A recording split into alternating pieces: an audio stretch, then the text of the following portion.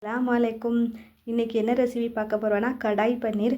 எப்போதுமே பன்னீர் வச்சு ஒரே மாதிரி பட்டர் மசாலா தான் ரெடி பண்ணுதோம். பன்னீர் பட்டர் மசாலா இந்த வாட்டி கடாய் பன்னீர் ட்ரை பண்ணி பார்த்துருக்கேன்.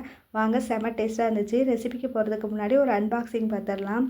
இந்த கடாய் நான் புதுசாக வாங்கியிருக்கேன். இது ஃப்ளிப்கார்ட்டில் சிக்ரிவாலாங்கிற பிராண்டில் இருந்து வாங்கியிருக்கேன். இதோட கெப்பாசிட்டி 2 லிட்ரு.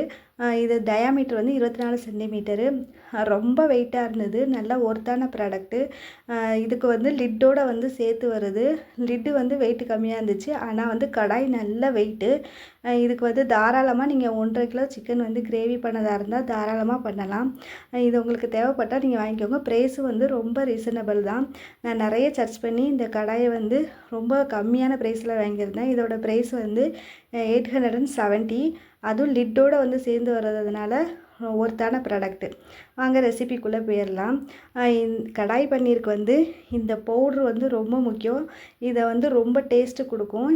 இதுக்கு வாங்க இதை எப்படி பண்ணலான்னு பார்த்துடலாம். வெறும் கடாயில் 3 ஸ்பூன் மல்லி விதை, 1 ஸ்பூன் மிளகு, 1 ஸ்பூன் ஜீரகம், 1 ஸ்பூன் சோம்பு, 1 ஏலக்காய், 2 கிராம்பு, 1 துண்டு பட்டை. இது எல்லாத்தையும் நல்லா ட்ரை ரோஸ்ட் பண்ணி மிக்சியில் பொடி பண்ணி வச்சுக்கோங்க. இதுதான் இந்த டேஸ்ட்டே கொடுக்க போகுது. இதுக்கு மெயினாக நம்மளுக்கு என்ன தேவைன்னா, உங்களுக்கு கேப்சிகம் ரொம்ப அவசியம். இதுக்கு கேப்சிகமும் வெங்காயத்தையும் நான் க்யூப்ஸாக கட் பண்ணி வச்சுருக்கேன். அது கூட பன்னீரும் போட்டுட்டு 1 ஸ்பூன் மிளகாத்தூள், அதுக்கப்புறம் கரம் மசாலா, உப்பு இதெல்லாம் போட்டு நல்லா விரவி எடுத்துக்கோங்க. இதை லைட்டாக ஆயில் விட்டு வதக்கி எடுக்க போகிறோம். இது ரொம்ப சாஃப்டாக வதங்கணும்னு அவசியம் இல்லை. லைட்டாக வதங்கினா போதும்.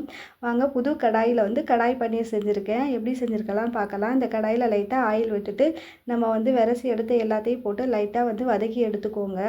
அதுக்கப்புறம் அந்த ஆயிலே கொஞ்சம் பட்டர் விட்டுட்டு வெங்காயம் குட்டி குட்டியாக கட் பண்ணி வச்சுருக்கேன். 2 வெங்காயம் அதையும் போட்டு நல்லா வதக்கி எடுத்துக்கோங்க.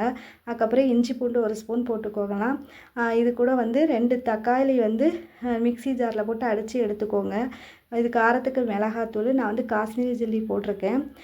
அதுக்கப்புறம் தக்காளியை நல்லா அரைச்சி எடுத்ததை போட்டுட்டு 1 ஸ்பூன் நம்ம இப்போ பொடி பண்ணி வச்சோம்ல அந்த பவுட்ரு போட்டுக்கோங்க.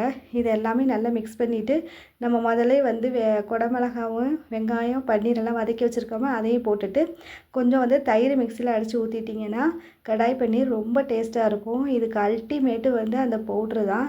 நீங்கள் இந்த கடாய் பன்னீர் செஞ்சு பாருங்கள், ரொம்ப டேஸ்ட்டாக இருக்கும்.